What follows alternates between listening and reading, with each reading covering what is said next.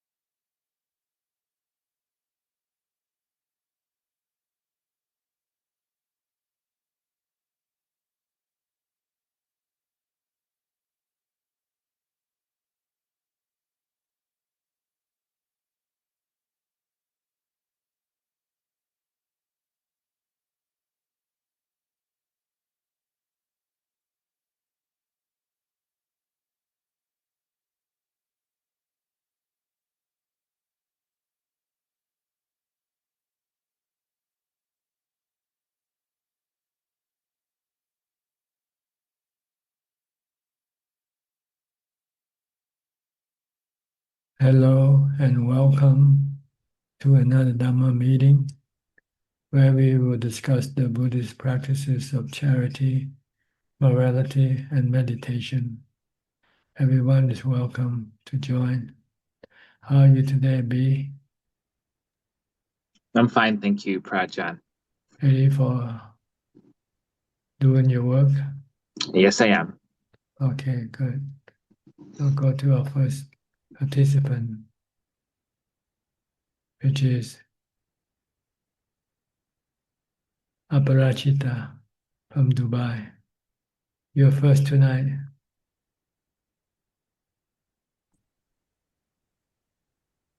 Good evening, Prajan.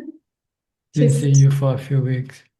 yes, of course, I was a bit late joining, and then there was lots of things I had to attend to, so I couldn't join in person.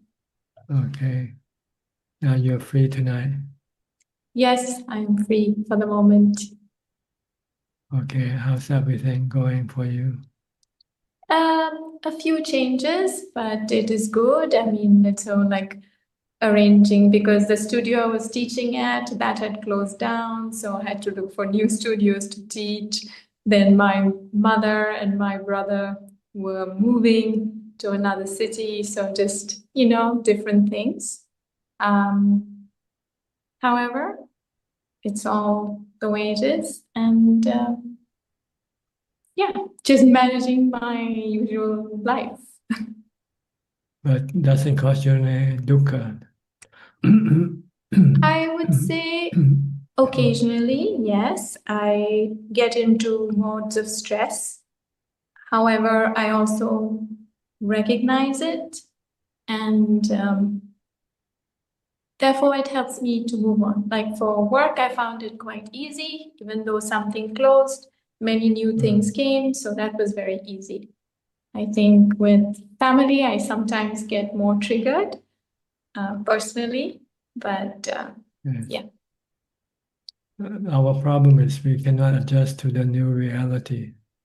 We still cling to the old reality when it's already changed into something else. So we have to be ready to change with the reality. Things just keep changing all the time. This is anicca. If you can adapt, then there's no dukkha. If you cannot adapt, then there will be dukkha. Yes. That's all there is to it. We have to accept all the changes that's happening, then there will be no dukkha. If we cannot accept, then we will have dukkha. Mm. Yes. The simple like that. Mm. Our dukkha arising from our attachment to the old ways, to the old thing. When new things appears, we cannot accept it. Yeah. So we just have to teach the mind that whatever happens, is something we have to live with, learn to live with. Yes. Yes. Yes.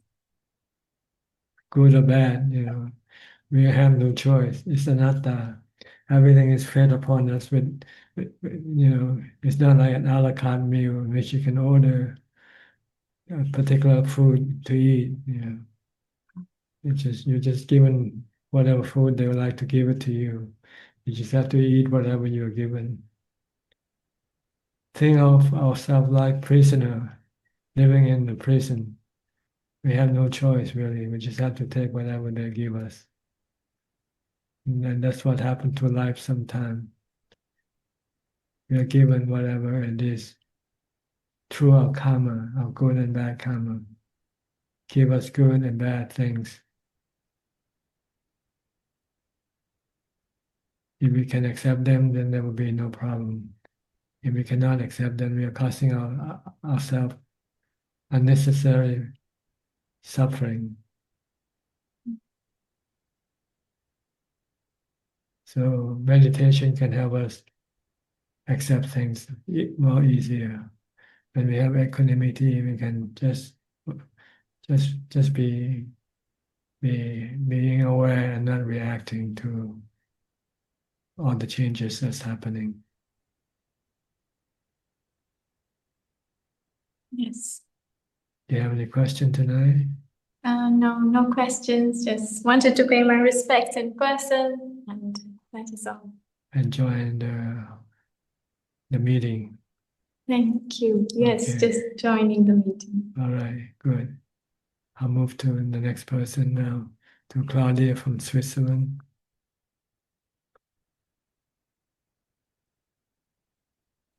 Good afternoon from Switzerland, Tanachan. No questions for the moment.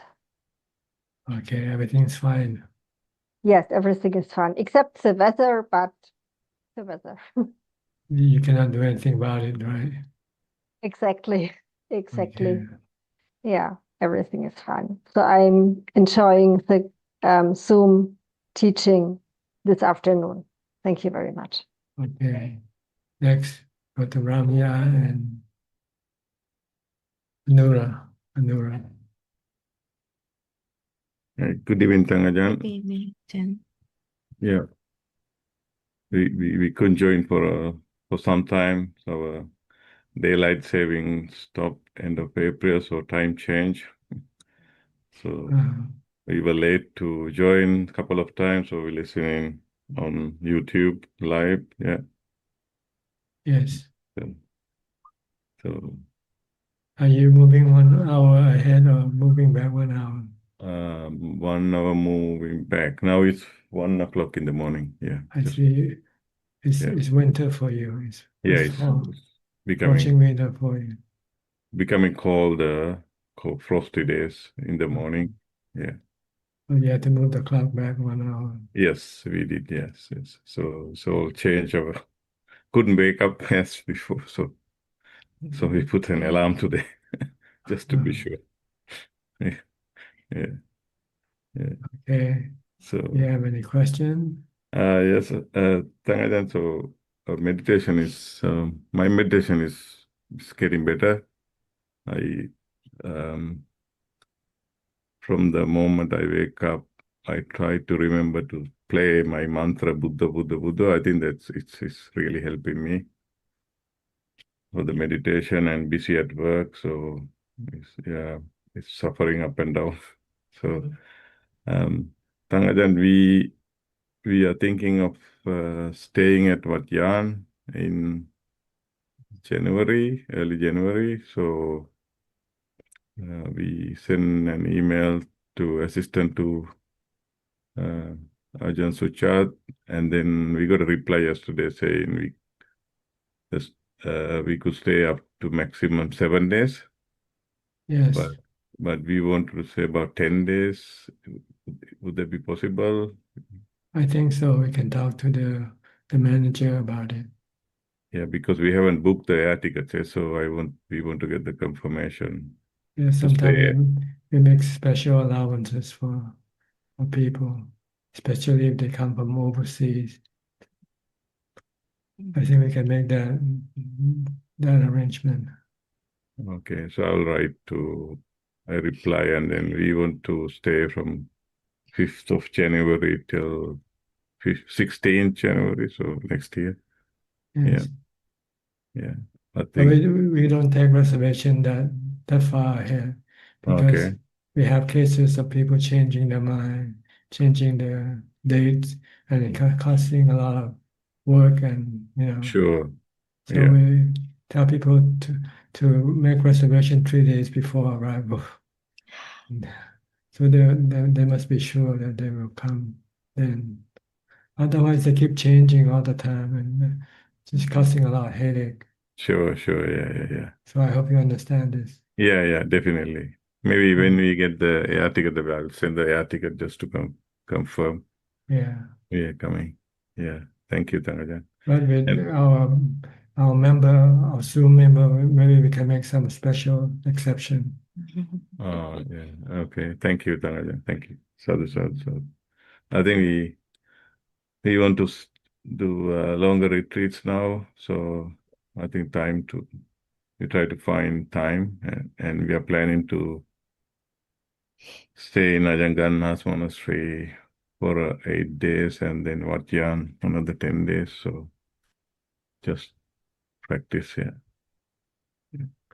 Okay. Yeah, and I have a question or comment, Tanajan. In Venerable Narada's book on Dhammapada, it says there are 5 kinds of Mara, and one of the Mara is 5 aggregates. It says 5 aggregates is one of the Maras. Yes. Is it because we stick to aggregates, or Yeah, our attachment to the 5 aggregates. We consider ourselves to be the 5 aggregates. So we yeah? cling to the 5 aggregates real strongly. So that makes it very difficult to stop the clinging, Mm. to let go of the 5 aggregates. Because the body is one of the 5 aggregates. Yeah. And we love our body more than anything else in this world, right? Yeah. And then the other 4 aggregates is our feelings. We want good feelings all the time. So it's hard to face the other types of feelings when they come upon us.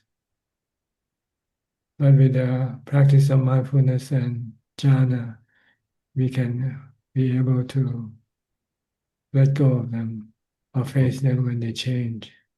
Like the body will change, will get old, get sick and die, for instance. Without jhana, we will not be able to accept them because we want them to be strong and healthy and serve our purposes. Our purposes is sensual pleasure, and we need the body as the instrument, as the tool to get to sensual pleasure. But if we have jhana, we have an alternative way of keeping us happy.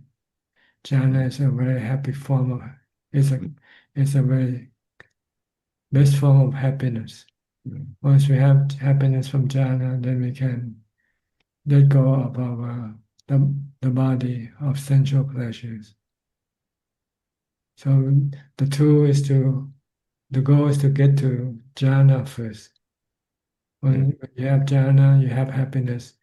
When you meditate, you enter the jhana, then you have happiness that is far better than the happiness from getting through the sensual organ of your body.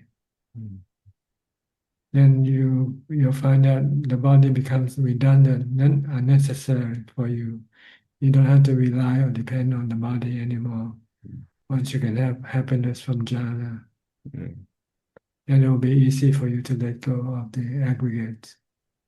Especially if you see that by clinging to them, it will cause you suffering. By relying on them to as a source of happiness can cause you suffering because they are not reliable. Yeah. They are temporary, they change. Mhm. So you rely on your jhana, on your mental happiness Yeah. instead, Yeah. which is more reliable than the body, than the five aggregates. I said the reason why it says when you're in jhana, Mara cannot find you.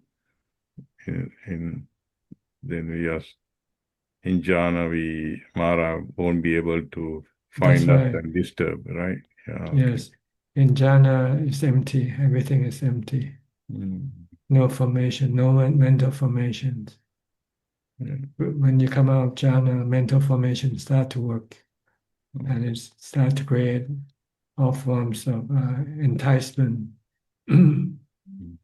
for the mind to go after. Yeah. Okay. And they're all illusion. They're not real. They're not real happiness. They are illusional happiness. You get it once you have it, it's gone. It's like smoke. Yeah.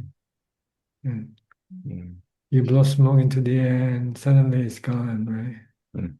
It's the same type. The essential happiness is like that.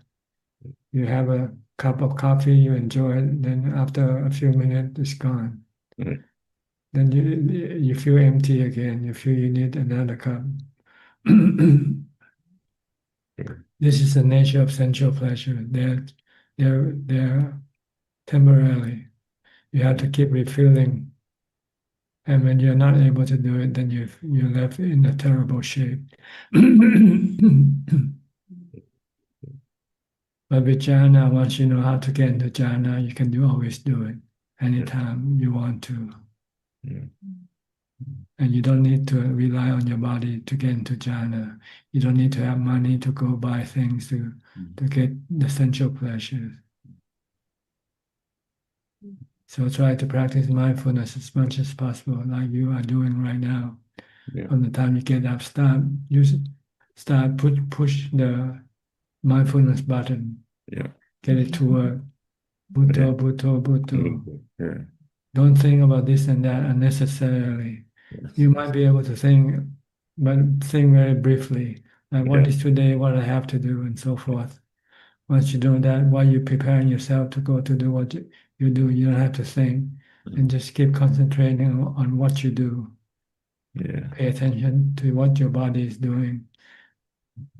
And you can also use mantra to help you keep it focused. Yeah. Not thinking about other things. Yeah. Yeah. If you can do this when you meditate, you can keep your mind to pay attention to your meditation object. If you're continuously paying attention to your meditation object, then gradually the mind will become calmer and calmer, and eventually it can become still. Yeah. So mindfulness is the most important key, most important thing in the practice of meditation. Yes. Don't worry about wisdom yet. It's Yeah. not time yet for you to go to that Yeah. level. Get to jhana first. Then once you have jhana, then you can then go to wisdom to teach the mind to let go of everything, because everything is impermanent. Everything can cause you suffering. Yeah. Without jhana, you will not be able to let go. Even if you know that they are causing you the suffering, you still want to have them. Yeah. Like the body, you still want to keep it. You still want to have it, even though your body is causing you the suffering. All the illness come from the body, right? Yeah. Yeah. But you still want to keep it because if you don't have jhana, you still have to rely on your body. But if you have jhana, then you say, "Oh, I don't need the body anymore," and by clinging to the body can cause me suffering. So why should I cling to it? I should just let go, let it go, leave it alone. Let it get old, let it get sick, let it die. Yeah. If you cannot do anything about it, if you can still fix it, you still can fix it. If the body gets sick, if you can make it well, do it. But if you come to the point where you cannot make it well anymore, then you just have to accept. Yeah. That's right. Okay. Okay. Yeah, that's very good. Thank you, Tamaja. Thank you, Tamaja. Yeah. Understood. Yeah. You're welcome. Yeah. Thank you. Yeah. Thank you, Ajahn. Next, we'll go to Mike from New York, the other side of the globe, from New Zealand to New York in a flash. Good Mm, evening, Ajaan. yes. Thank you for all your teachings, and thank you for the Global Sangha here that comes every week. I look forward to seeing everybody on the little icons. So thank you to everybody. My practice has been pretty consistent, pretty good. I've been practicing recounting the Four Noble Truths during my meditation recently as a way to settle my mind. And it has been working pretty well. Is that something that you would suggest, Tanajan, is going over the Four Noble Truths during meditation? If you find you cannot focus on your mantra or your breath, then using the the knowledge of the Four Noble Truths can help calm your mind down.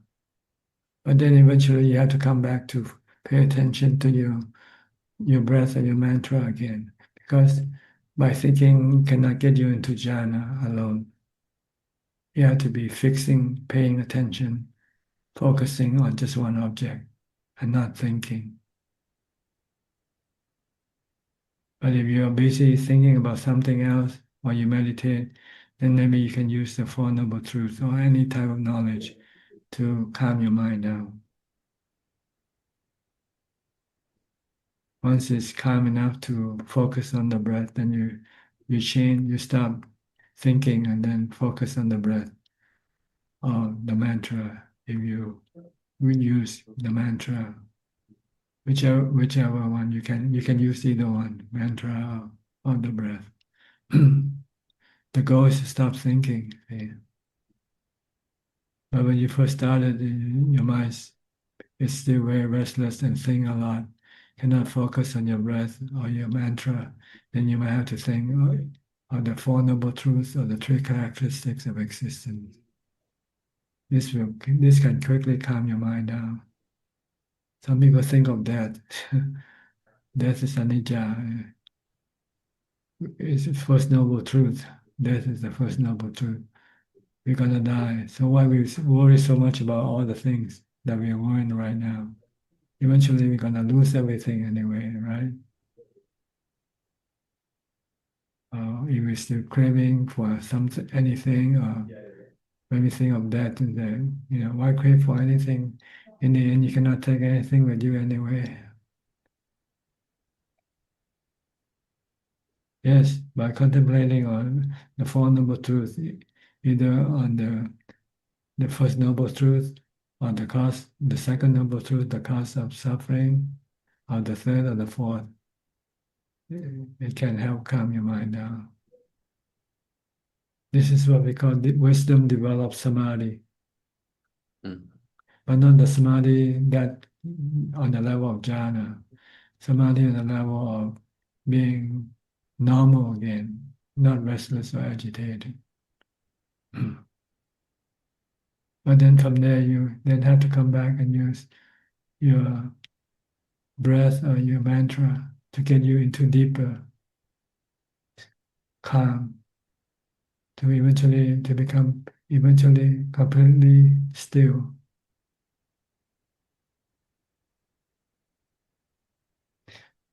And you need continuous mindfulness to do this. So when you're not meditating, when you're doing things, try to be mindful by paying attention closely to what your body is doing.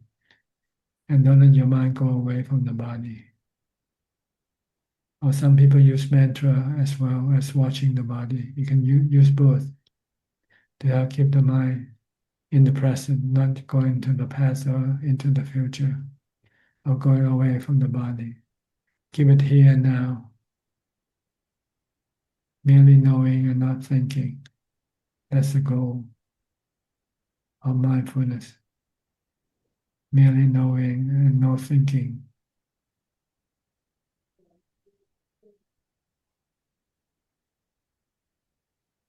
Okay. Yeah, I definitely I appreciate that a lot. Yeah, I feel like the Four Noble Truths is what I would use to like kind of still my mind a bit more, and then I have the mantra, and then when I feel like I can get rid of the mantra, then I'm just on the breath, and then if my meditation's really good, then I even can, not even pay too much attention to the breath and kind of just have the stillness. But that's more of a rare occurrence for me, but sometimes I get there. Um, so that's very helpful to hear. And I guess I just had another question. This one was just a little more casual, but I was talking to a Dharma friend yesterday, and we were talking about being reborn into Brahma realms. I was talking about that like people believe that if you put your ashes in the Ganges, that you might be reborn into a Brahma realm. And we were talking about, and he was saying how it's better to be born into the human realm even than a Brahma realm, because you have a better chance of practicing, or you have more of a ripe ground to practice. Is that something you would agree with? Yes, the Brahma realm is a realm where you go reap your reward of your mindfulness meditation. See, all the other realms, except human realm, are the places where you go reap your rewards or punishment. If you burn an animal, then you're paying your bad karma. You are being punished for your bad karma. Or if you go to hell, or you go to heaven on the central level plane, you are reaping the reward from your good karma. But when you're reborn as a human being, that's when you start. That's the realm where you're doing good or bad karma. That's the only realm that you can do good or bad karma. Mm. So yes, if you want to develop, you want to become enlightened, then you need to become a human being. Like the Buddha, he had to be a human being. Before that, he was a deva living in the heaven realm in the central plane of existence. And after he reborn as a human, and he start to see the suffering in birth, aging, sickness, and death.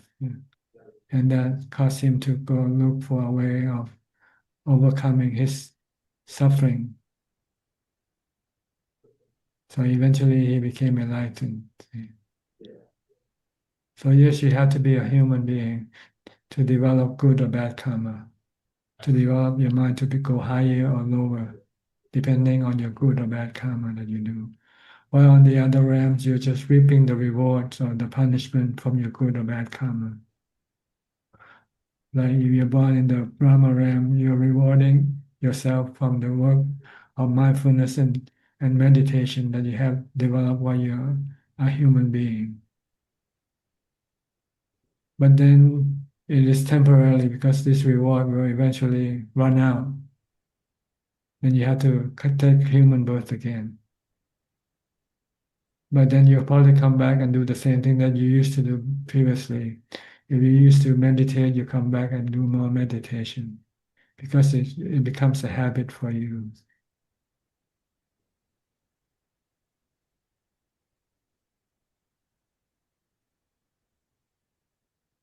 And the only way to become enlightened, get to Nibbana, you need to come across the teaching of the Buddha. Unless you are a Buddha yourself, then you don't need the teaching of the Buddha. If you are a Bodhisattva, a candidate for Buddhahood, then you can become a Buddha without the teaching of the Buddha. But other beings, they need the teaching of the Buddha to become enlightened, to get to Nibbana, to become a noble disciple, the Arahant. because this knowledge is not easy to access by yourself. The Four Noble Truths and the three characteristics of existence. It's not something that people can come across easily. It's like nuclear physics, for instance. It's not for everybody. It's for the bright of the brightest to get to that knowledge. So yes, you have to become a human if you want to become enlightened, or if you want to develop your mind to a different level of jhana or heaven, you need to become a human to do it.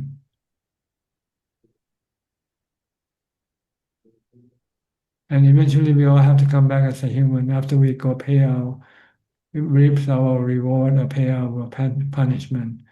Then we'll come back and reborn as human again.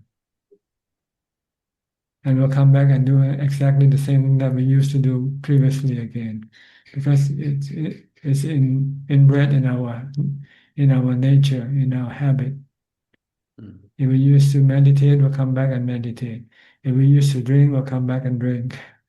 If we used to, do whatever we used to do, we'll come back and do the same thing again. And then it's up to us to change. And one way to change is to be able to meet somebody wiser than we are, who can direct us to a better way of life, a better karma. Then we can change. Or if we have enough wisdom in ourselves, we might be able to look at what we are doing and see whether it's good or bad for us. And then we can change also that way. But usually we tend to be lazy. We tend to do things the way we used to do.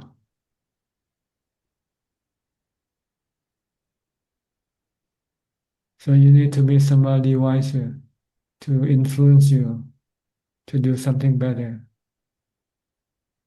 Like us, we come across the teaching of the Buddha, which tell us to do something better than what we are doing right now. Keeping the precepts, meditate, practice mindfulness, develop wisdom. Without the teaching of the Buddha, this thing we will not be able to do it on our own. We don't have enough wisdom to be able to know this thing by ourselves. So it's fortunate for us to come across the teaching of the Buddha and appreciate his teaching and see the worth, the value of his teaching. So try to take advantage of this opportunity and try to get as much as possible from the teaching of the Buddha by paying more attention to study the teaching of the Buddha. Give more time for the teaching and then apply the teaching into practice. Then you can get the result. The result doesn't come from studying alone. It has to come through the practice. First you have to study to know what to practice. Once you know what to practice, then you have to do the practice. Then you get the result. You need to study first, because if you don't study, you don't know what to do.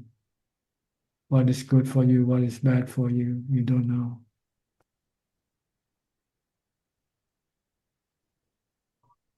Okay.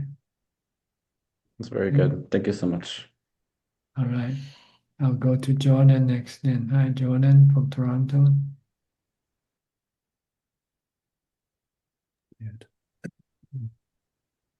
Hi, Tanajan. Yes, Very how are happy you? to be here today. I'm doing fine, thank you. Yes. So, sort of related to Mike's question, so even though we use the kamatana objects, it seems like we still have to pay attention in our practice to find out ways for ourselves that work for us to that help our own our individual minds be become peaceful. Is that right? Yes, but I think mostly it's a lack of mindfulness is the main problem. Not the way how you use this or that thing, that tool. The main thing is mindfulness. If you have good mindfulness, then you can use anything really. Okay. Well, I was thinking about how when I first started to meditate, I developed, I don't know where I got this idea, but I developed a real sort of aversion towards my thoughts when I would have sort of, I don't know, any kind of thoughts come up in my meditation, I would sort of jump on them, to try to squash them or something. And I developed a strong habit doing this, and it's been hard to break it because it made it so that whenever I would have I would think about meditation as an unpleasant activity, so I would have an aversion to sitting down and meditate. And so I've really been the last sort of year or so, I've been trying to break that habit. And I found that if I sit down, when I first sit down to meditate, if I try to just accept the state of my mind as it is without and whatever thoughts are there, and before I just go right to my meditation object, because that can feel like it's sort of oppressive or something. And then after I've just accepted the state of my mind, then I can let myself let my attention go to my breath as a meditation object, and that seems to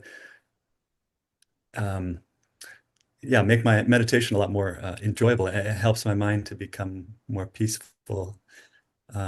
Is that kind of, this is something I had to, someone couldn't tell me that. I had to figure it out through my own paying attention in my practice. And is that the kind of way we should practice? Well, different people have different way of approaching the practices. So whichever way you find useful for you, then you can use that.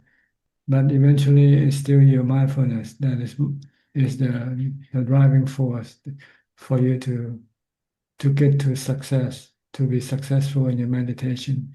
You need to have continuous mindfulness. Hmm. It's the mindfulness that I guess allowed me to see what worked for me, to see what naturally allowed my mind to become calm. Is that what this is what the mindfulness can help us with? Is it not also? The mindfulness is to help you stay on one object, to pay attention to one object. Yeah. But your thinking, your reasoning is the one that tells you which way to do, how to go about it, doing your practice. But it alone cannot help you to get to your goal without continuous mindfulness. I understand that. Thank you. Yes. So even if you eventually feel that you can meditate, but then if you don't have this persistence in mindfulness, maybe after a few minutes you might lose your mindfulness again, and your mind start go thinking about some other thing. Then you lose control of your mind. But if you have continuous mindfulness, once you stay focused, you keep staying focused on your meditation object all the time. See? And that's the goal, is to stay focused on your meditation all the time. If you have continuous mindfulness, then you can do this. If not, you might be able to just focus on your object for a few seconds, and then you start thinking about some other thing again. Mm-hmm. If you keep going away from your meditation object, you will not reach calm or jhana, because your mind keep running away. So you still need continuous mindfulness. even after you have find the right reason to meditate. Once you start meditating, you still need to have continuous mindfulness, not allowing your mind to go think about other things. Okay, I understand that, Tanajan. Thank you very much. And I think I'm quite clear on that part. And I'm when sorry, you I'm have distracted continue, because there's another speaker in another room that's repeating my voice on about 1 second after I say it, and so I can't hear myself. But so I think of this technique that I've come up with that helps me to calm my mind. It's sort of similar to how Mike uses the contemplation of the four noble truths to help his mind calm down as a sort of pre meditation. But then once I've used this maybe awareness, I'd call it maybe awareness of my whole body or something like that. Maybe I sit with awareness of my whole body for 10 minutes, and then that allows my my mind to be able to focus on one thing. So this may be appropriate if it works for me. yes, but I will give you 5 minutes of continuous mindfulness. No, So after that allows me to then focus continuously on my meditation after. After 5 minutes, your focus might be gone and you might be thinking about something else again. So it's not just the 5 minutes. You need the whole day to be mindful, to be able to have long-lasting mindfulness. I understand. So Well, with it that as relies well. it relies on how much you have developed mindfulness before you come to meditation. Okay, yeah. So with that, also being mindful from the moment I wake up To the time you go to sleep. to the time I go to sleep. Yes. Combined with that, I don't mean to say that's not that has to be definitely a part of my practice as well. That's the most important part of your practice. It's continuous mindfulness during your waking hours. Only time you're not mindful is when you go to sleep.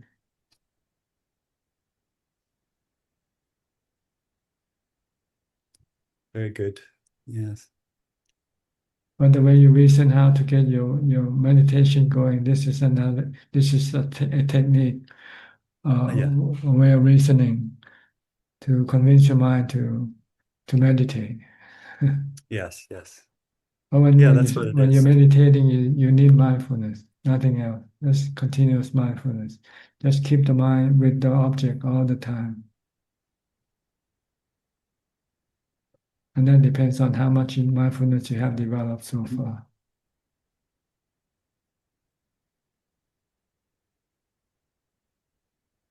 Okay, that makes sense to me. Yes, thank you very much, Tanajan. So try to be mindful all day long. Whatever you do, you can be mindful. You can practice mindfulness anywhere, anytime.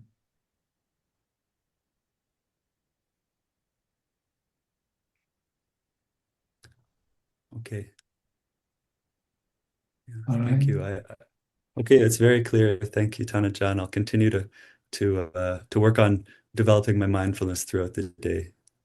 Okay, you're welcome. Next, we'll go to Catherine, I think, from Hong Kong. Hi. Is this your first time joining us? You have to unmute the button first. Push the unmute button. Is there one appearing on your screen? Usually on the lower left corner. Okay. Yes, thank you so much, Ajaan. It's my first time joining this meeting, and I would like to express my deep appreciation and thanks for all of your teachings.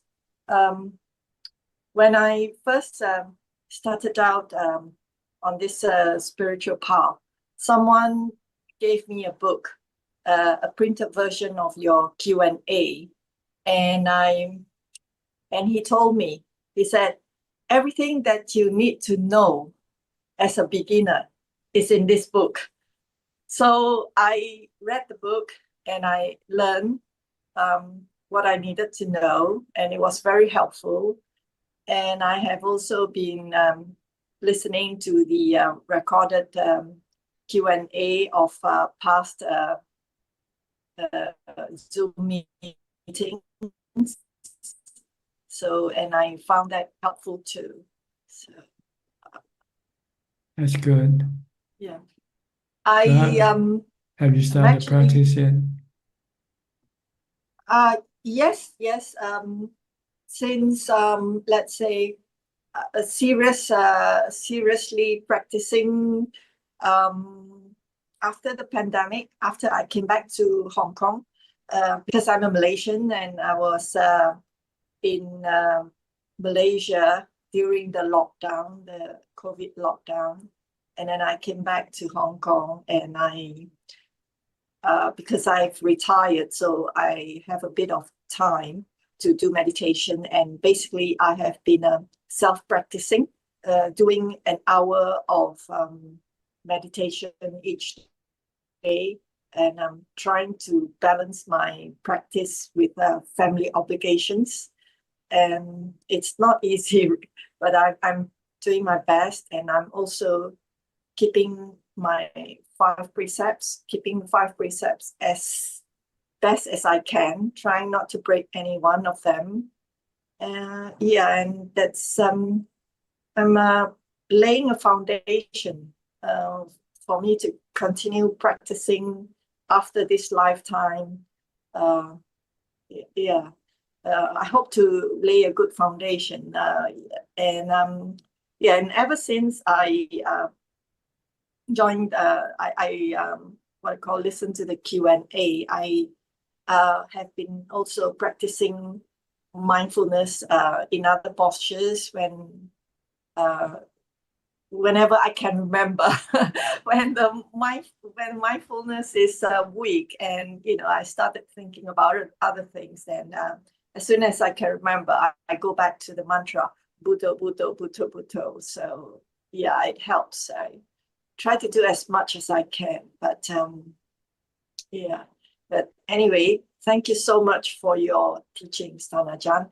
I joined to also pay my respects to you. Thank you.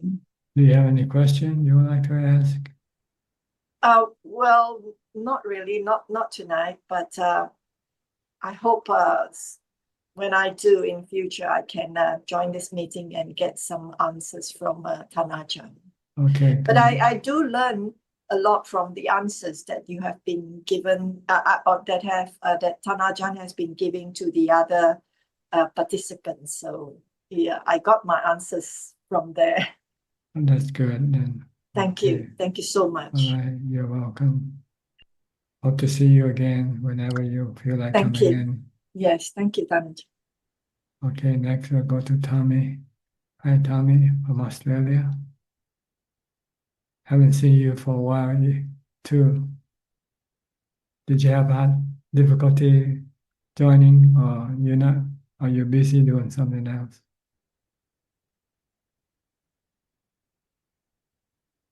You can speak now.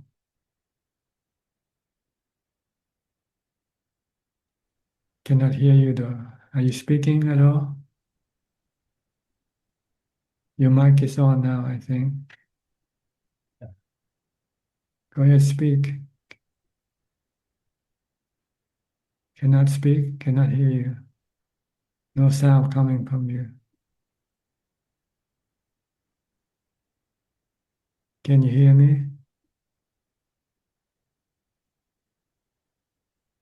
Maybe something wrong with your microphone when you enter. Or it's off now. You have to unmute it. Okay, unmute again. Please unmute your, okay. Speak, can you speak now?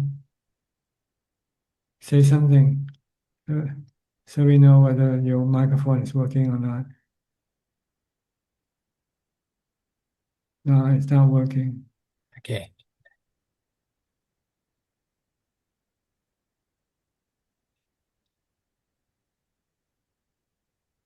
See what you want to do. Okay.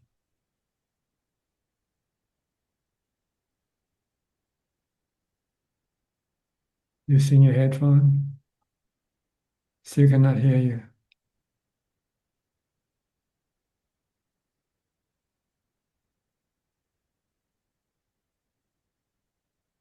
Tommy, can you hear us?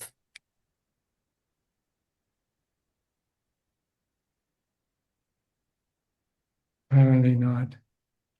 Mhm. Or can, but cannot speak to us. Maybe you have to log in again, come back, log out and log in again. Sometimes the system doesn't seem to be working perfectly.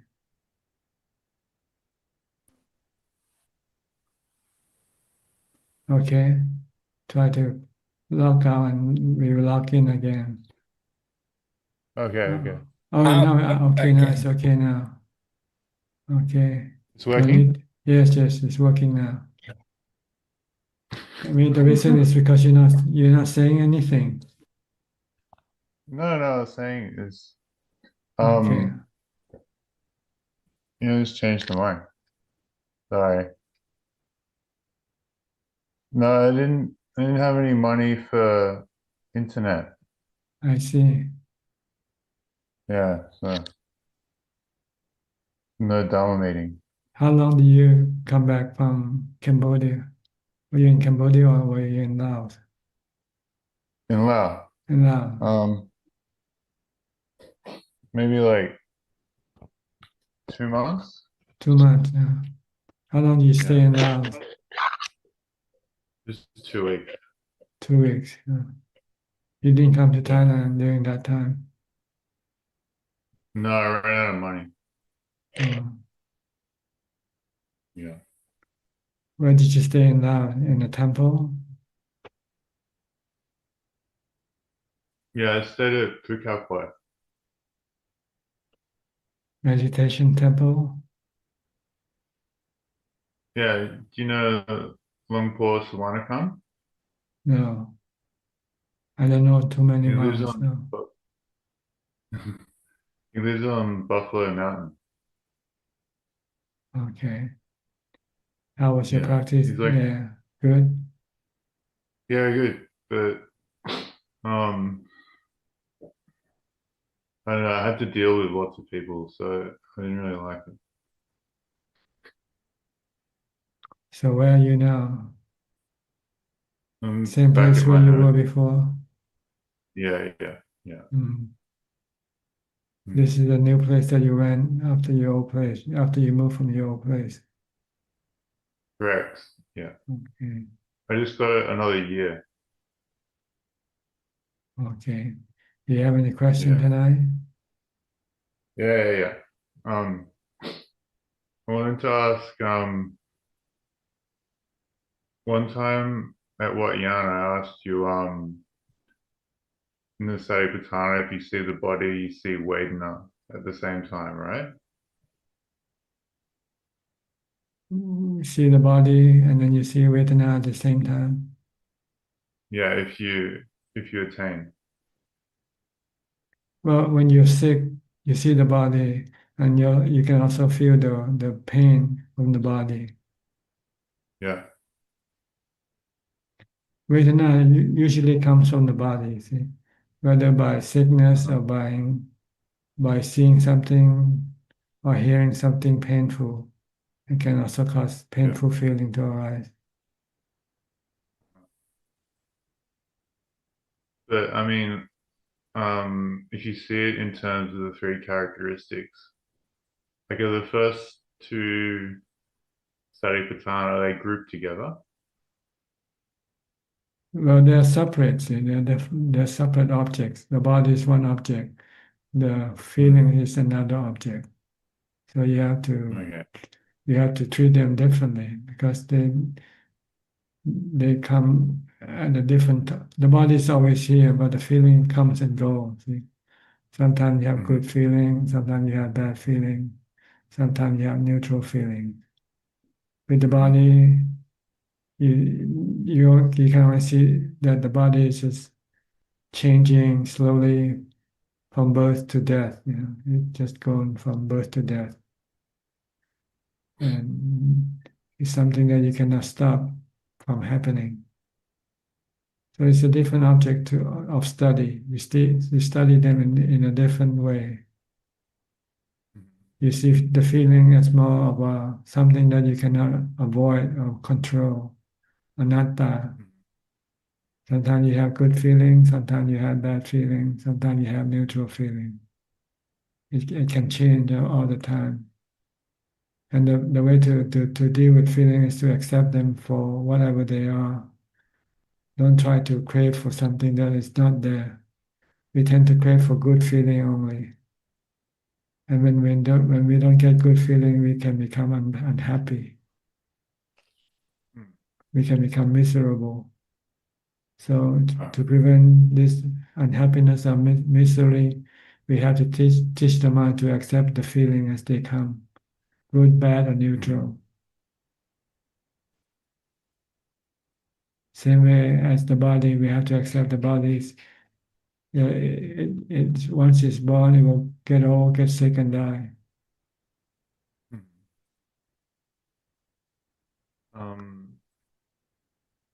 But how does this tie in with the traditional attainment formula? Because you're doing the characteristics, the contemplation of the characteristics after coming out of jhana, and then the asubha until you're an anagami. Where does Vedana come into it? Can you repeat the question again? Anagami part. So if to attain Sotapanna, if you have to You have to contemplate, accept the body as being anicca, no, anatta, no self. That it's like a natural phenomena that no one can control it. It's a work of nature, the body. And nature has a formula for the body, which is birth, aging, sickness, and death. but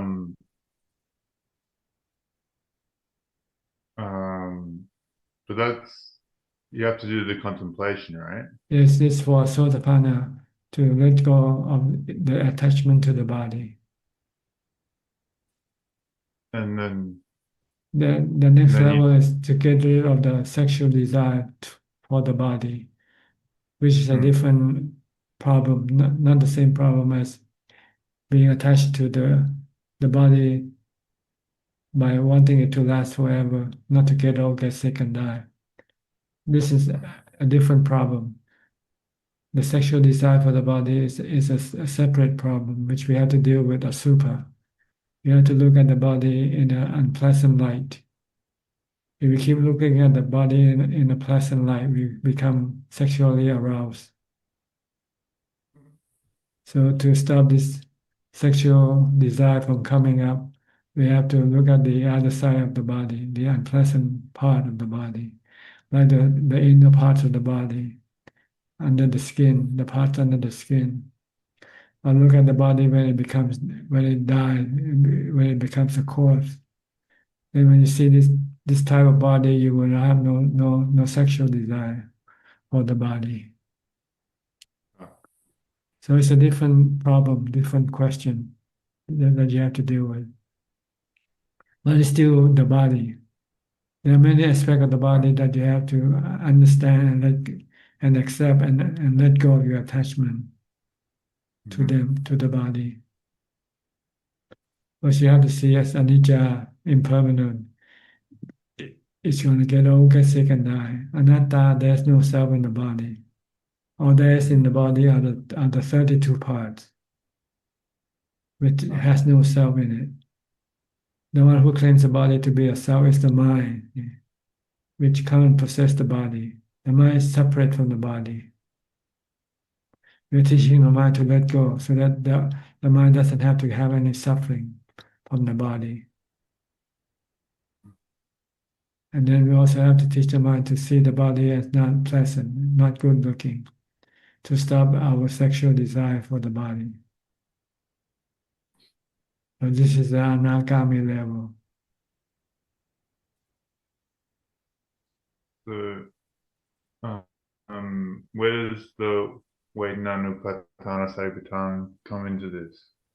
On the first level, on the Sotapanna level, you have to go through pain, sitting in meditation, and leave the pain alone. Don't try to move the body. Don't try to get rid of the pain. Leave the body. Let the pain come and go by itself. Teach the mind to learn to to stay with the pain when it comes up, not to have any aversion for the pain. Is This is this a this is letting go of attachment to the pain.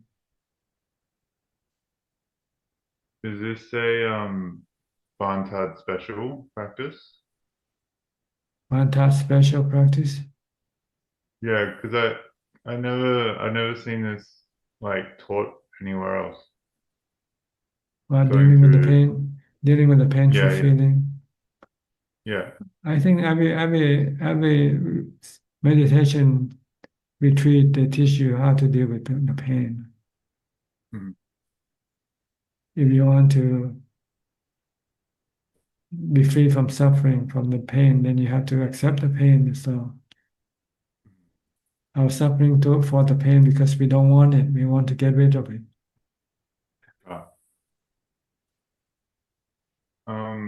Can you look at the other three before you've seen the first one? The other three, you mean the other aspect of the body? Vedana, Chitta, and Dhamma. Well, usually they are in this level, body, Vedana, and mind, and Chitta, because they have a certain level of difficulties involved in each level. So the first level is easier than the second level. So that's how the Buddha laid down the way we should study these objects. The body first, then the feelings, then the mind.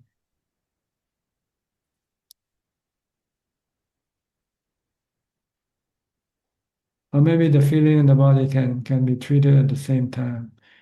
When you get sick, this is teaching the mind to accept that the body will have to get sick. And also teach the mind to accept the painful feeling from the sickness at the same time. Ah.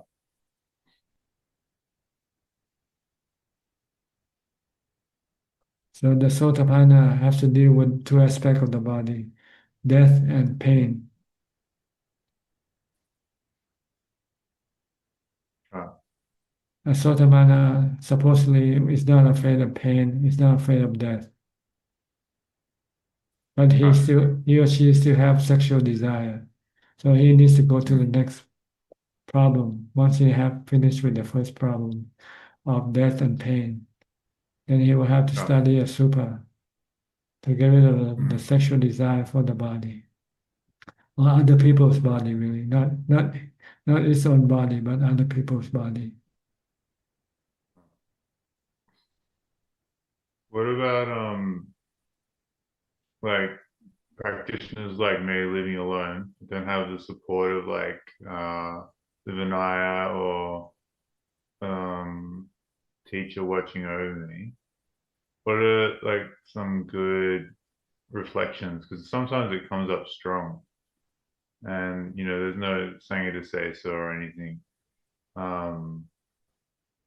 What's some emergency tools? I can quite clearly hear you. So can you speak a little bit clearer?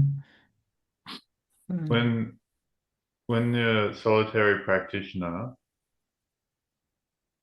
with no like we don't keep the Vinaya, what's some like emergency tools for strong Raga Tanha? It's up to you. You might just have to succumb to your craving, that's all, and accept that you're still not able to pass this problem, to pass this test. So it just tells you to do more contemplation on a super. It just tells you that your super contemplation is not continuous or not ever ready to come into your rescue, your aid. So you might have to break the precept and go have sex with someone. And then after that, then you might say, oh, I should have done this. I should come back and restart my super practice again.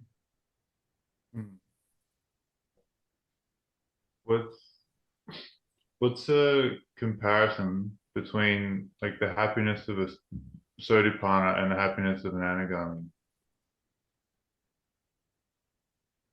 It's not so much happiness, it's less dukkha we're talking about. Sotamana has got rid of two types of dukkha, which is pain and death. Yeah. But he still has to have the suffering from living alone, being lonely, and wants to have somebody as a companion. With an anakami, he has no loneliness. He can live alone because he has no sexual desire for anyone.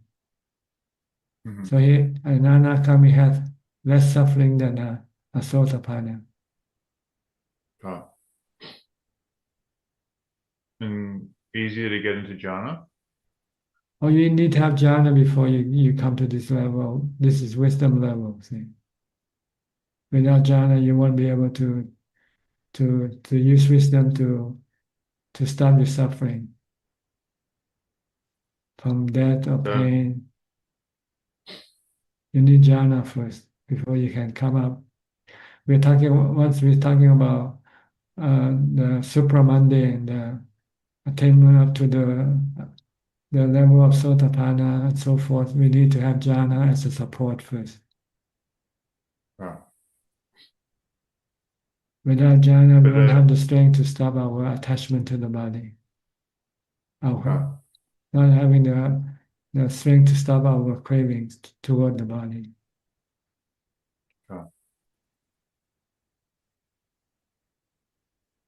So this is the vipassana level or wisdom level. But first you have to go to the jhana level, which we call samatha level, or samadhi.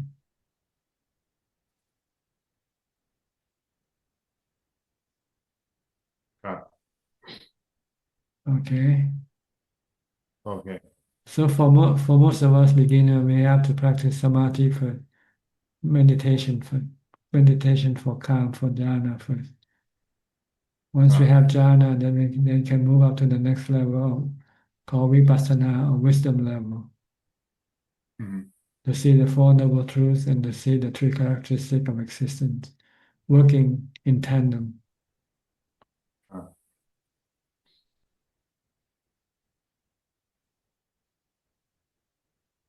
Okay, does this answer your question more or less?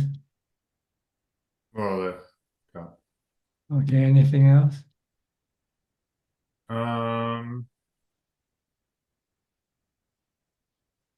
I heard something cool. In regards to the knowing element. Yes, what about it? I heard somebody say, I always wondered about this. They said there's no one behind the knowing. That's right, knowing element is just an element like the earth element and the fire element. There's no self in the earth element, no self in the water element, the wind element, or the fire element. So too is the knowing element. There's no self behind it. The self is created by the knowing element itself. It's just a concept. The knowing element has the ability to think, to have mental formation. So this thinking can create self. See, that's all there is to it. It's just a creation of the mental formation, but it's not real. In reality, there's no thinker, but they're just thinking.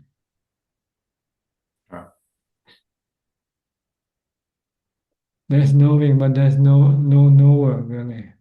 There's knowing, not knower, no knower. But due to the delusion of the knowing element, it can create a self, and then it becomes attached to this creation. thinking that it is a cell, it's not a knowing element. It doesn't know that it is a knowing element. Yeah. Is it like if you think of like a security guard watching a camera, when you attain Nibbana, the security guard leaves, but the camera still keeps rolling? There's just not anyone watching anymore. That's watching the mind, the knowing element knows all the time, but there's nobody behind the knowing element. That's all. Oh. Okay. Thanks, Ajahn. Okay. Okay, you're welcome. We'll talk more about it later on. Okay. But it's not important really to know the knowing element. The important is how to get rid of the suffering inside created by the knowing element, which is based on the self concept that causes the knowing element to create cravings for itself. And then when there's craving, then there's suffering for the knowing element. And this is where we want to get rid is the suffering in the knowing element. Oh. Okay. Okay, I will go Okay. next to Gary then. Okay, anything else? Okay, Gary from Singapore. Greetings, Ajahn. I'm just here to pay respect. No questions tonight. Okay, good to see you. Next, we'll go to David from Australia, I believe. Western Australia, right? Or Eastern Australia, I forgot. Yes, Australia. Yes. Are you near John Brown in Perth? No, I'm near Sydney. Okay. You were here before listening to Dhamma talk at Yeah, Makuti. yeah. Okay. A few times. Anything you like to say or ask tonight? I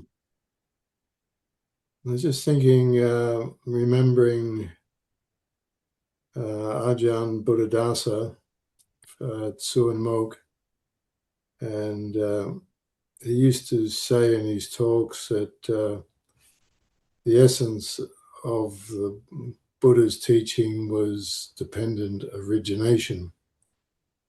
And then years later, he changed it to the essence was nirodha, cessation.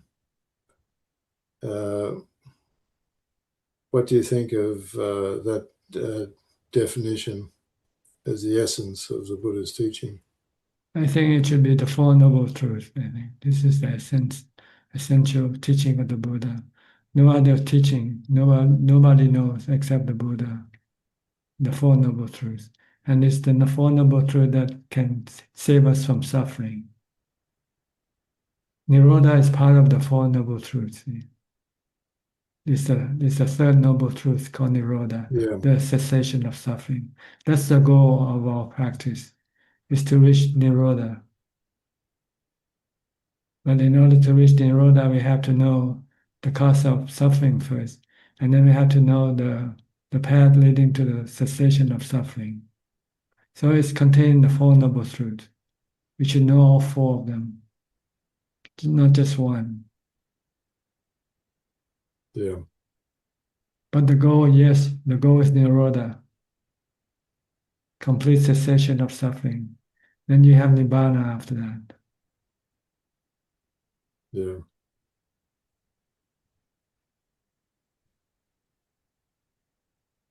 Good.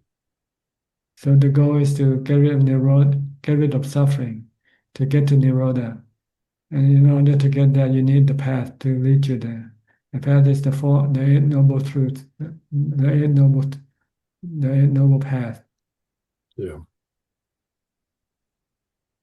Which can be condensed into the three: samadhi, morality, meditation, and wisdom. The practice of these three things is the essence of the Noble Eightfold Path.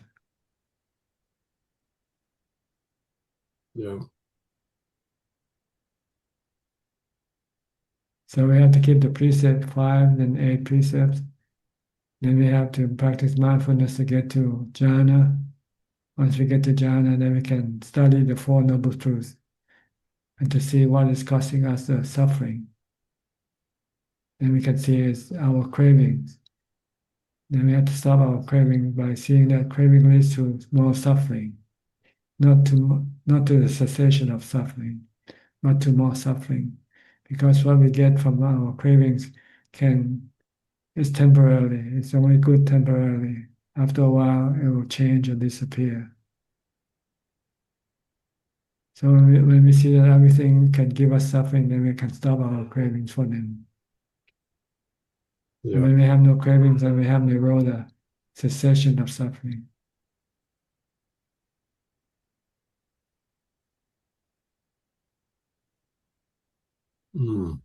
That's true.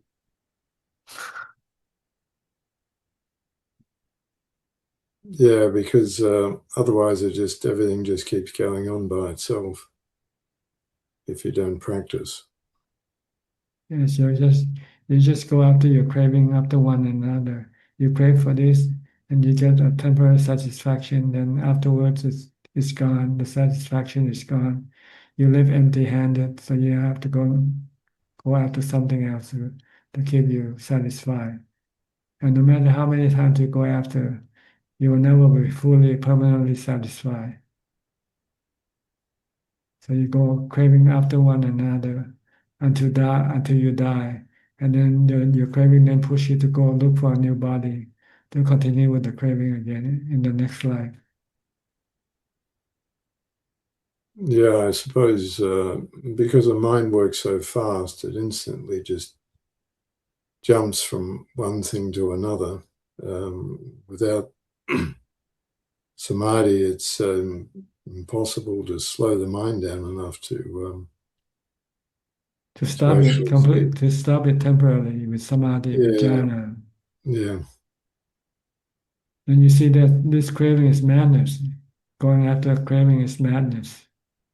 Yeah, that's true. It doesn't bring you any contentment, never. The only way to get to contentment is stop your craving. Stop following your craving. Yeah, because the mind is so continuously in turmoil. It's just completely just keeps getting sucked into endless suffering. It's true endless cravings. Yeah. Craving is the cause of our suffering, our mental suffering. Once we can stop our craving, then our suffering will disappear permanently. That's true. When are you come back to Thailand again? Are you coming back soon? Not sure at the moment. Too hot at the moment to go to Thailand. Yes, you have to wait till December, I guess. Well, I also like to go in the rainy season. I find that's quite good, actually. It's starting Better. now. It's starting now. Middle of May is the start of a rainy season here. Yeah. What about the pollution? Is it eased off with the rain? Yes, when we have rain, it comes down to a safe level. But without the rain, it goes up very high. Yeah. But it's something we Yeah. have to learn to live with. There's nothing else we can do. Well, Unless you can go to Australia, then you don't need to. yeah, Australia, the air is pretty good. Yeah. If you look at the world pollution map, Australia is usually very good. Yes, because you most are of the country is not inhabited. underpopulated. Yeah. Yeah. Well, I live about 130 kilometres from Sydney, up in the Highlands, and the air here is usually very good. That's good. Occasionally, Sydney gets polluted, but it's usually very mild because Sydney's right on the ocean, and the wind just blows it away. But Thailand, problem is that in the dry season, all the farmers are burning off all the crop stubble, Yes. and the smoke is so bad. It's pretty, especially Chiang Mai now. Chiang Mai now is quite terrible in the dry season. I was reading the other day that quite often what it affects the most is the young children, and quite often the children get nosebleeds from the pollution, and sometimes the bleeding doesn't stop. And the only way that they can deal with it is if they have to have all the windows closed and have air purifiers going, and quite often they have to close the schools. But then when the rainy season comes, it all clears up because the farmers can't burn off the crop stubble. Yes. So I actually lived in Chiang Mai for about a year, but that was about 1990, I think it was. And then it was fantastic. Very quiet. The air was good. Very open, but we went back there a couple of years ago. It was actually at the end of the rainy season, but there was still some pollution because the traffic now is so bad. Constant traffic. Before, it used to be very quiet in the evenings, and in the mornings and afternoon there was hardly any traffic. But then that's basically the same everywhere in the world now, that there's just so many people and so many cars and so much pollution.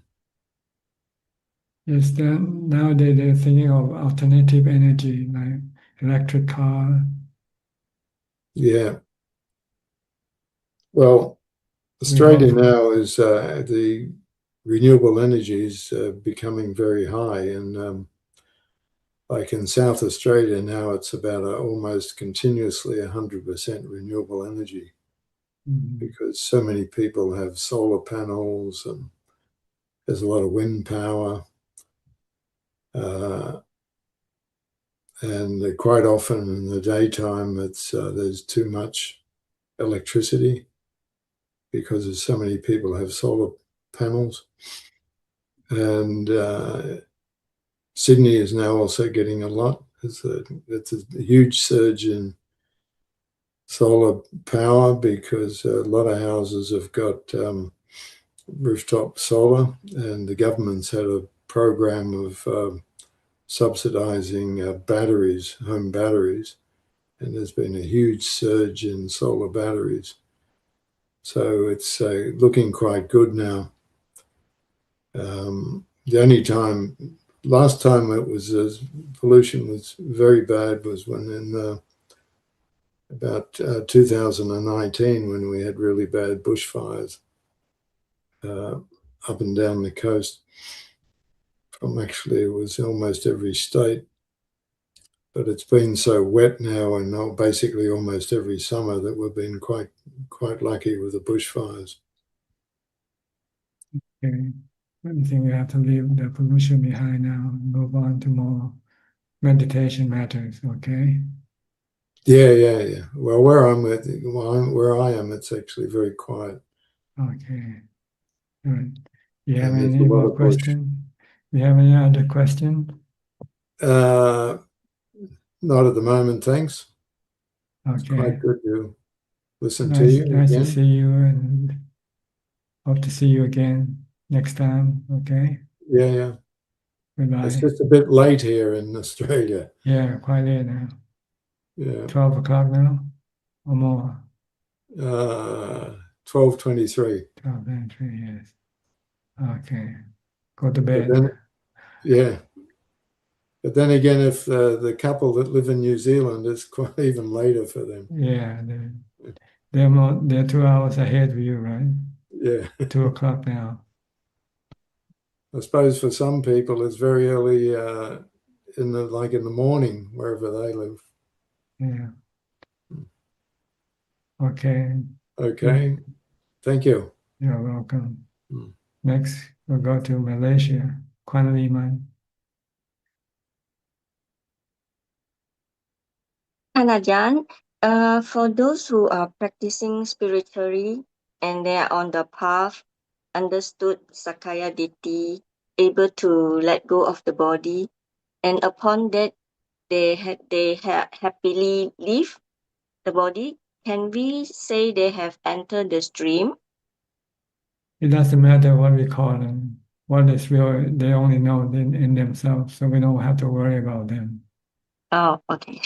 Ajahn, for those who are not Buddhists, but they can risk their life to save others in danger, and they are able to let go of themselves, can we say that they are stream winner too? Or No, how do you they have to understand the Four Noble Truths and the three characteristics of existence in order to be qualified for a Sotapanna. So by risking their life, Sometimes you have a noble idea of risking your life, giving up your life for somebody else. This doesn't mean you're a Sotapanna. You have to see the body as being impermanent.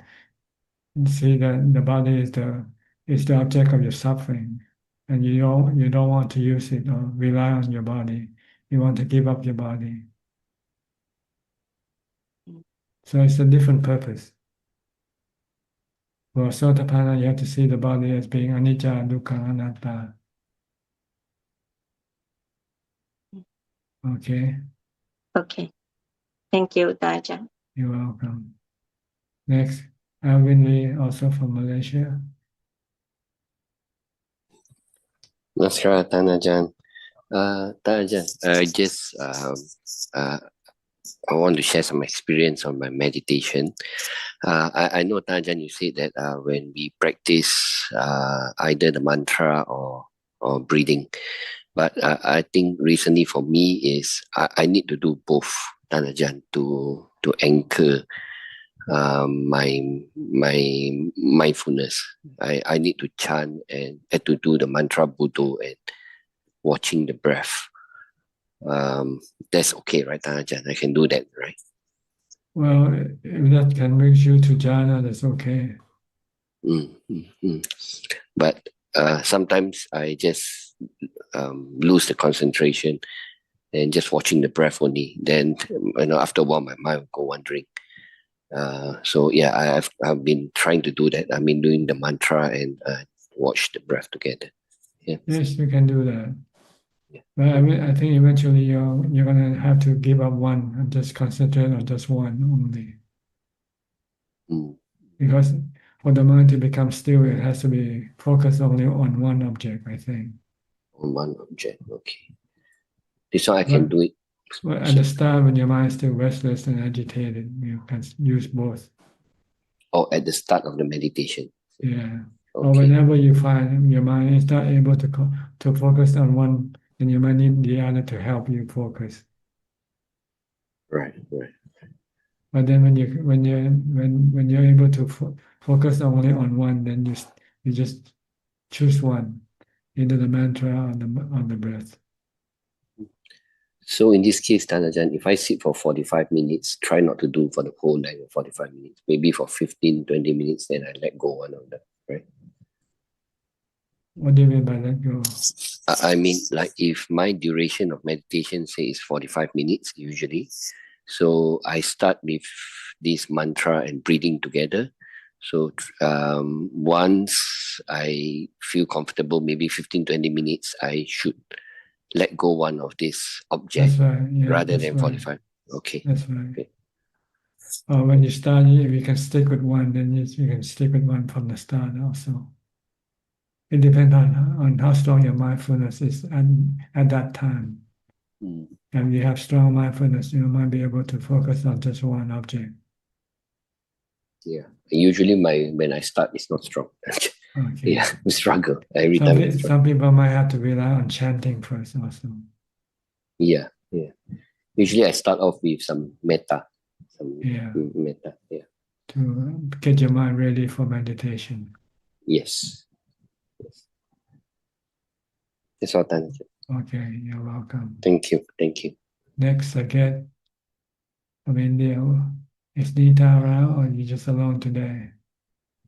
Namaskaram, Krap Rajan. It's just me today I see. because I've come to another city, to Pune, to help my parents wind up, and all going for plan on Monday, they will move to Jabalpur and live 2 houses away from Nita and me.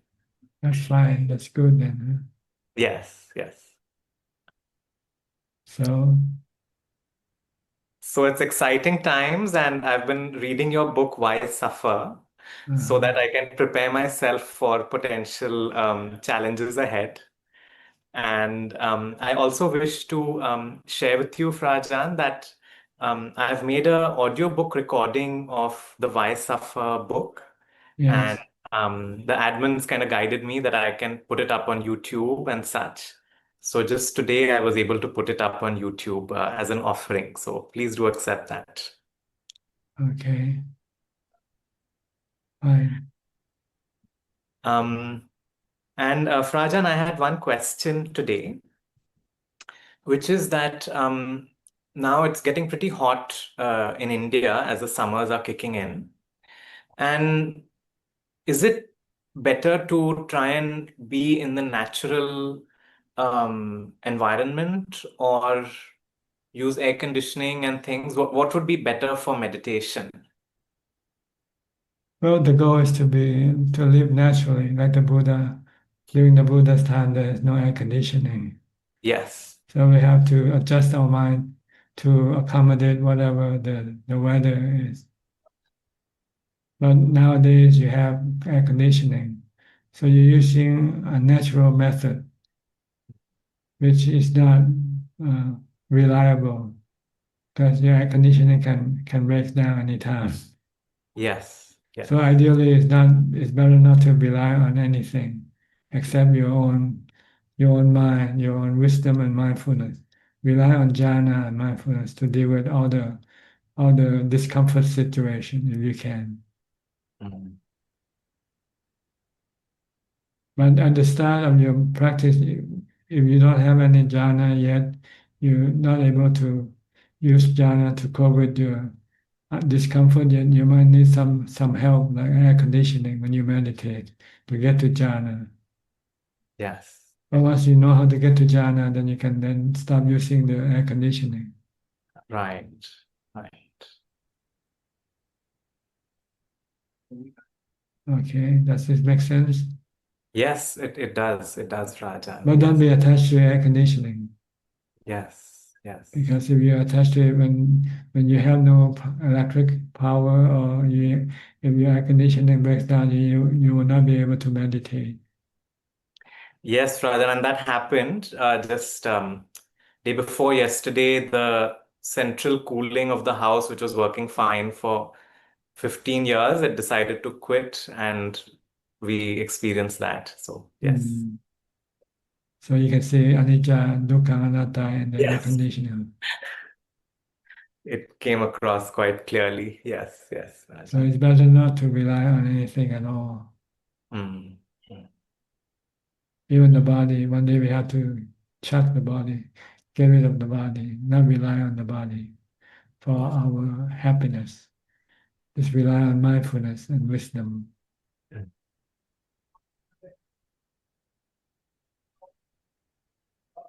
Okay. Yes, Rajan. Thank you so much. Thank you for your work on the audio, but I'm not sure where we can place it on our website. I'm not sure because we have a book section, but we don't have audio section yet. That's absolutely fine, Rajan. If people search on YouTube, they'll be able to find it, I'm sure.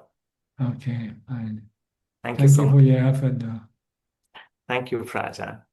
All right. Next, we'll go to James. Hi, James Fred. Nama Budaya. Hi. What can I do for you? I haven't been able to join the past couple times because I've had a quite a busy couple weeks. I had my graduation ceremony. I got my GED. What's that, Um, bachelor degree or master it degree? it's a high school equivalency. I Uh, didn't go to high school. I was homeschooled, so I just got my mm, GED just to say, I'm at state level. okay, congratulations. And I got to go pay my respects to the Buddha relics that came from Sri Lanka. I got to go to Venerable Panyakara's temple. It was a beautiful experience. That's good. I You feel inspired, more inspiration to follow the path of the Buddha? oh yeah, it Okay, was that's the purpose of the relics, to remind us and to inspire us to not to forget the teaching of the Buddha.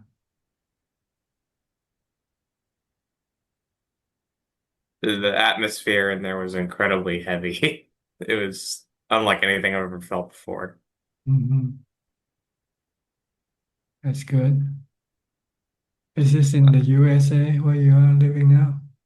Yeah, in Texas. I see, yeah, I forgot.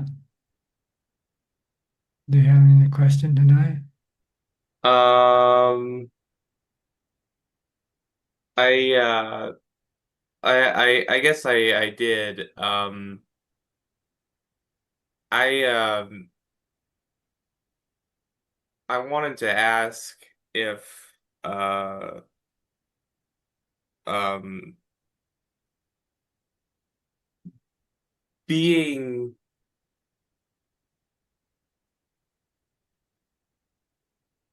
actually I guess not, honestly. No, my meditation is going pretty well. So Yeah, thank you, Ajahn. okay. Meditation is your refuge in times of trouble. When you run into some problem financially, or physically, or whatever, you can use meditation to help you ease the pain. So try to keep practicing meditation. It's better than using painkillers when you feel painful. When you meditate, the pain can be absorbed by the mind. And the mind doesn't feel painful with the pain of the body or what other type of pain. So to keep practicing, especially mindfulness during the daytime when you're not meditating, practice mindfulness as much as possible. And when you meditate, you find it easy to meditate, to get to jhana, to calm. Okay? Yes. Thank you, Tanajan. You're welcome. Next, Philip from Malaysia. Good evening, Ajaan. I'm just here to pay my respects and listening to all the questions and answers. I don't have any Okay. questions on my. All right. Next, Get Genso.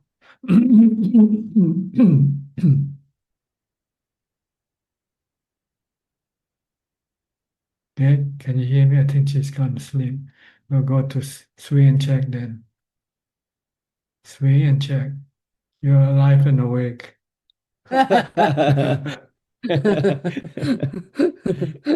Reading doesn't. Okay. Uh, What can I do for you today? I don't have question, but I'm just wondering about the I'm reading the Against the Defilement again, the book, and in one of the chapter, you talk about Ajahn Longta Mahabua, and you're saying that being around him and attending to his needs is like being in a boxing ring. Your opponent constantly seeks to attack you, and so you have to always be on guard. Why do you say that being around him is like being in a boxing ring? Because he's like a trainer. When you go train with a trainer, he can tell you what you're doing wrong or right. See. So he Oh, can remind you, oh, this is not what you're supposed to do. You should do this. You should do that. So when you do something wrong, he will remind you right away. This is not the way to do it. Oh, So you have to be constantly on your guard, to be mindful and to know exactly what you're supposed to be doing.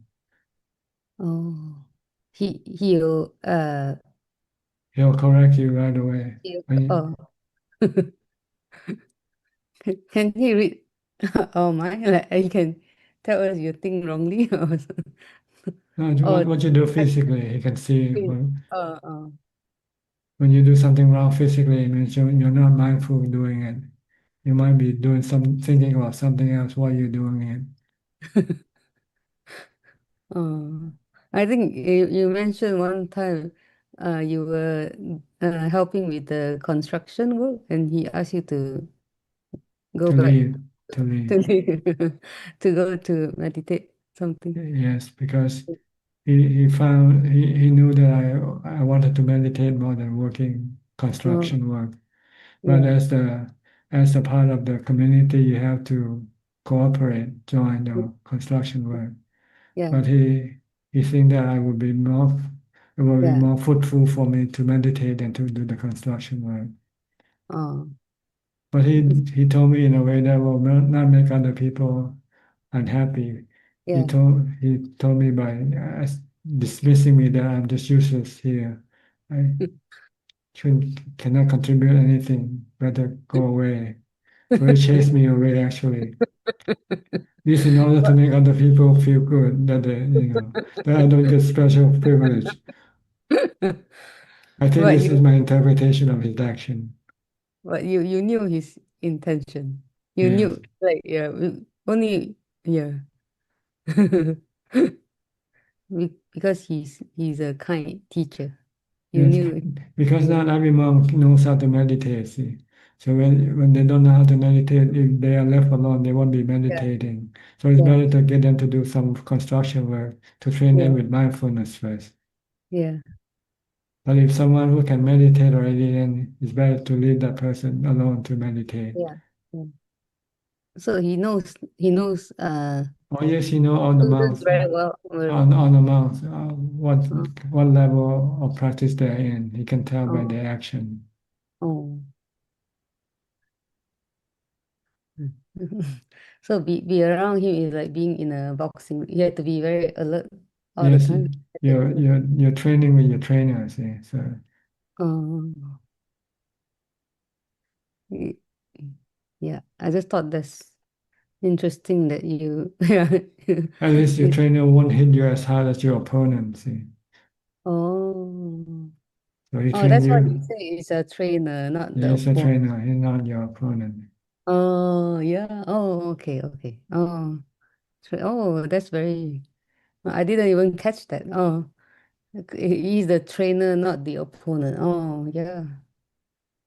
So you have to be very mindful, but at the same time, he's not there to attack, like not like an opponent attacking you. It's wanting to help you. He's preparing you for your fight with the real opponent later on when you're alone, when you're left alone. Oh, yeah. Mm. Oh, cool. I didn't even catch.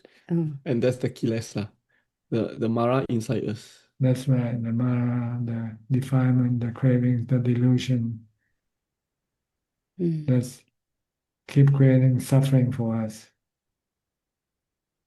That is our opponent. That's right. That's our real opponent. Oh, That's when we are Our alone. cravings. Ah. oh, And each one of us had to fight alone. Yes, no one can help you with your craving. Yeah. Once you crave for coffee, you cannot. No one can stop you from having coffee except you yourself. You have to tell yourself that I have to stop drinking coffee. I'm addicted to coffee. our trainer cannot Our trainer cannot. cannot be there all the time. Mm. When you're with trainer, if he's not drinking coffee, you're not drinking coffee with him. But when you Yeah. live alone, then your craving can come up and say, "I'd like to have a cup of coffee now," and no one around to stop you from doing it except Yeah. yourself. So we have to find a way then. We have to find a way either like Buddha or to right? Well, Is that he'll teach you how, so using Buddha or using wisdom to see anicca, dukkha, anatta in coffee. Yeah. Oh, okay. You see that coffee gives you just a brief satisfaction, and it leaves you left empty-handed, leaves you hunger for more. Mm.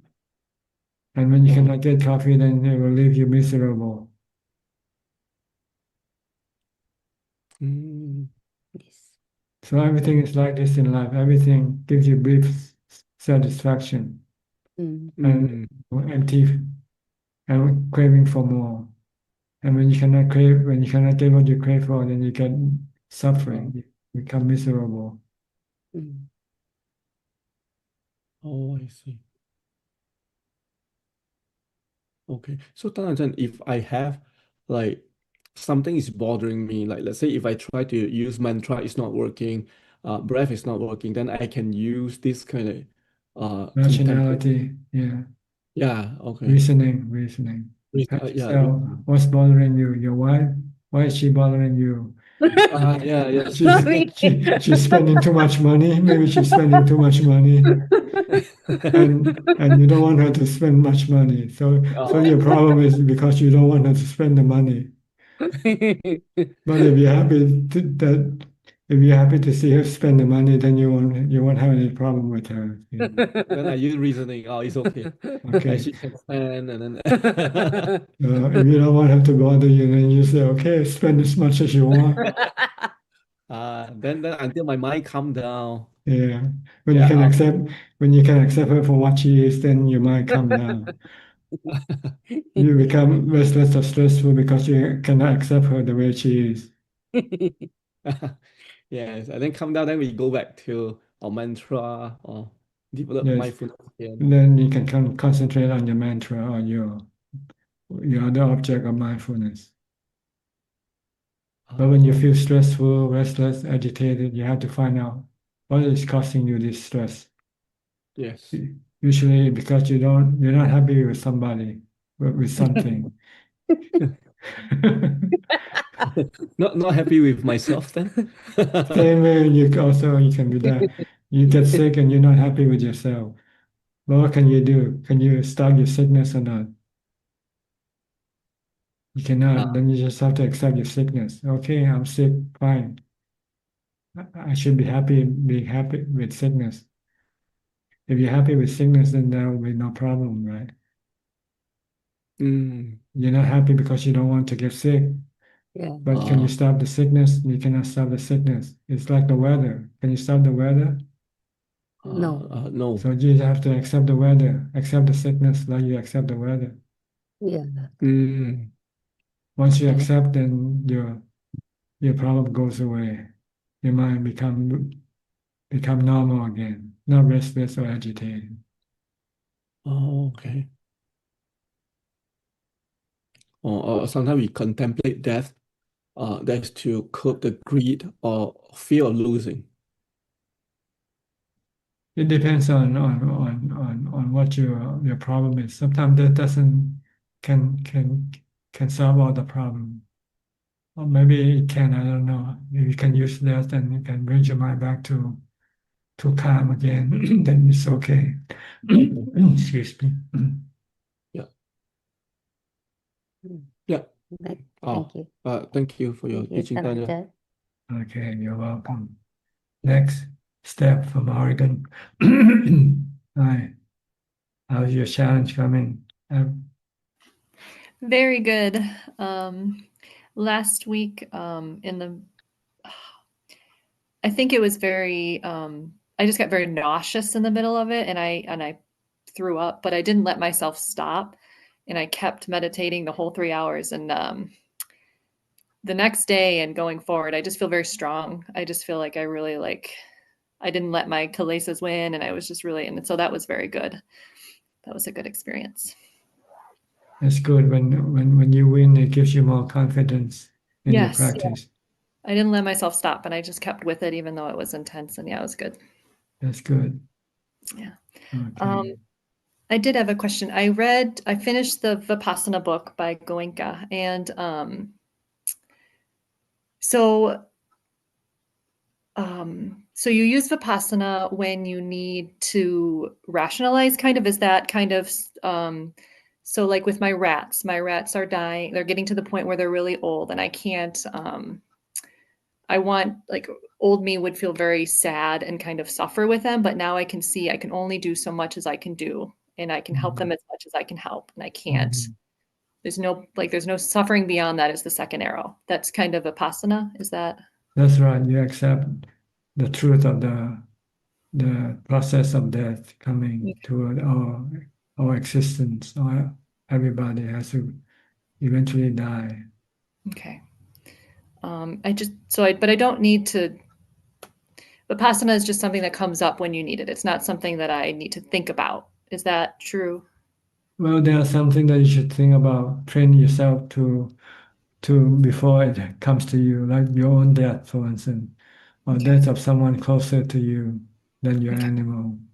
Yeah. And to see how you react if you should lose your husband, lose your children, and ask yourself, how would you react? Can you accept it or not? If you cannot accept it, it means you don't have enough jhana to calm your mind down yet. Your mind still react with attachment. So that's why I, when I'm in jhana or very calm, then I can do the death contemplation, and that will help. Right. That will help you to see how would you react when the real thing happens. Okay. I know with my husband, I think about my husband a lot. There's a lot of attachment to the life that we have and what he, like, I have such a nice life because of, like, my husband. So, like, there's a lot of attachment, and I do see that very much. It's like there's love and there's attachment to. Yes, but everything comes to an end sooner or Yes, later.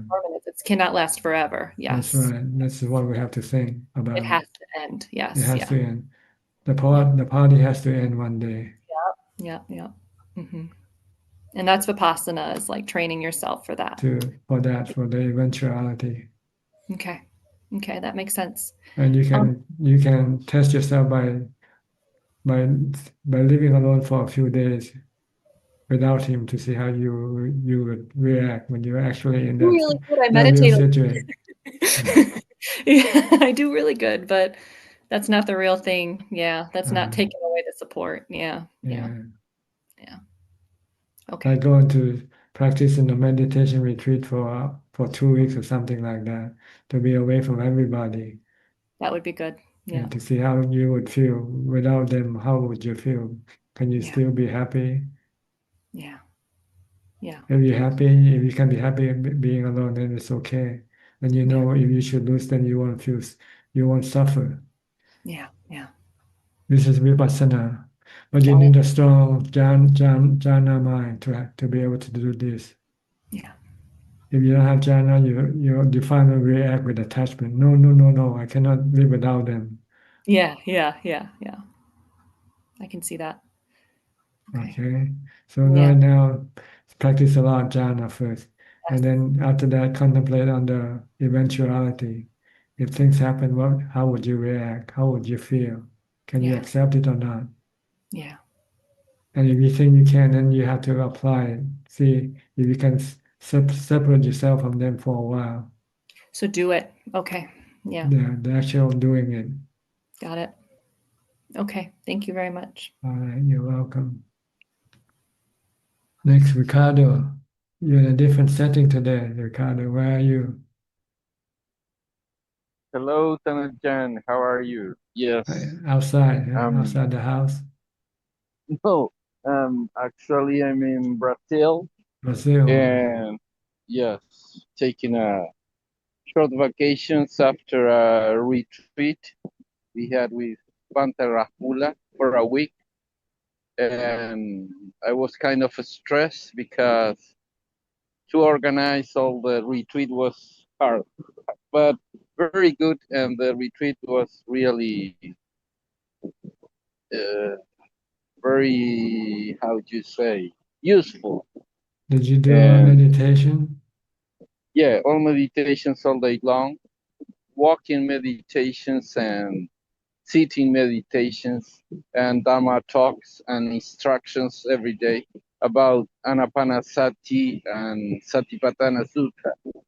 And it was really very good lead and very useful and for many people. So I'm happy to have organized that retreat and let many people enjoy the Dharma and all that. That's good. And Maybe you can yeah, introduce more people to Buddhism, to yeah, meditation also. right. And I would also like to thanks Sri and Chak because I will show you. Even the book came here to Brazil and to Uruguay. Yes. And even Bante Rahula took one book to Mexico so he can put it on the library so all the practitioners in Mexico can enjoy your teaching. So we are very happy and very thankful to Sri Chek who sent many many books so we can share here in Uruguay. So your teachings are all around the world, Tana-chan. Yes, getting to become famous now. So That's I good. have no questions Yeah. today, just to be deeply thankful for all the teachings you give us and this World Global Sangha we are joining every week here. So deep gratitude to all of it, You're and welcome. especially you, Tana-chan. You're welcome, and hope everyone can benefit from this Dhamma teaching. Right, right. Okay, good. We'll come back to Geg now. Anything else, Ricardo? Okay, no. Go to Geg now. Hi, Geg. We passed you just now. Forget. And Ajahn, just to pay respect, yeah, no question. No question. Okay. Thank Then you. we'll go to B now for more question. Hi B, how many questions we have tonight? Hi, Prajan. There are 4 questions, and if time permits, may I ask a quick one at the end for myself? Sure, go ahead. Thank you. So the first 2 questions came from the inbox, and they are from Jacob. The first question is, how do we know if we are an arahant? It's just like when you are sick and then you get well. When you have no fever, then you know that you're not sick, right? And Aaron is just like that, but mentally he's not. Right now, we are all sick mentally. We have all form of all kinds of mental suffering. With an Arahant, there's no more mental suffering left in the mind.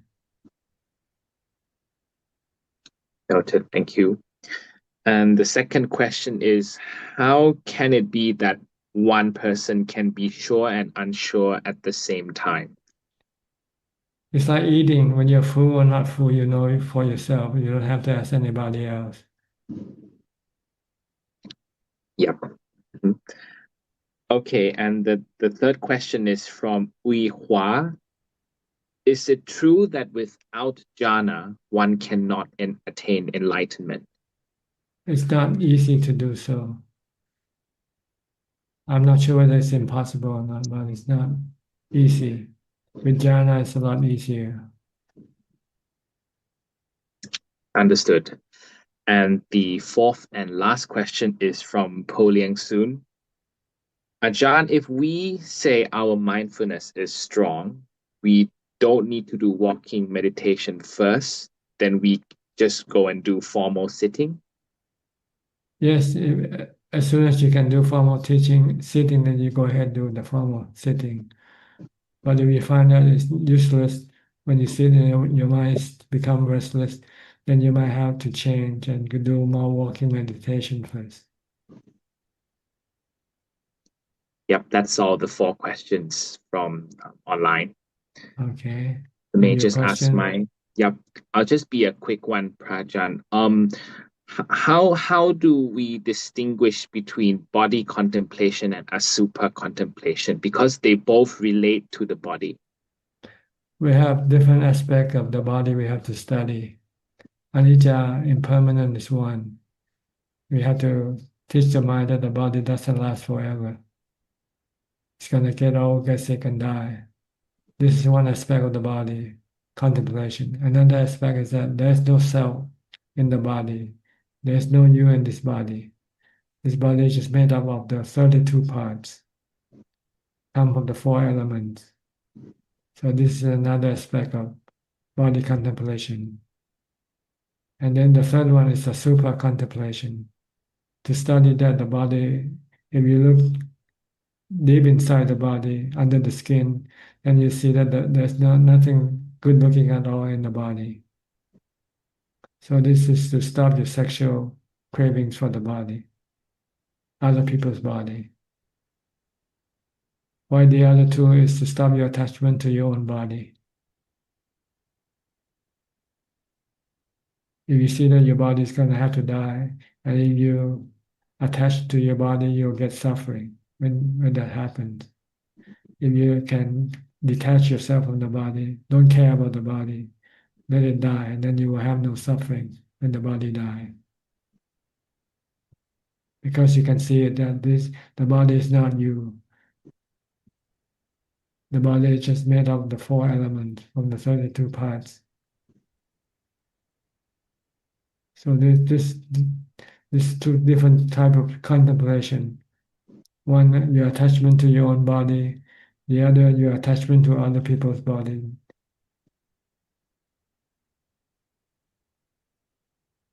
Okay, is this good enough? Yes, that's very good. Thank you, Prajan. All right. I think that's about all the time we have for tonight. Thank you for your company. I hope this meeting is useful to you and can help you advance in your practice. In the meantime, please be safe, be mindful all the time, and practicing as much as possible. And if all goes well, I'll see you all at the same time next week. Thank you and goodbye.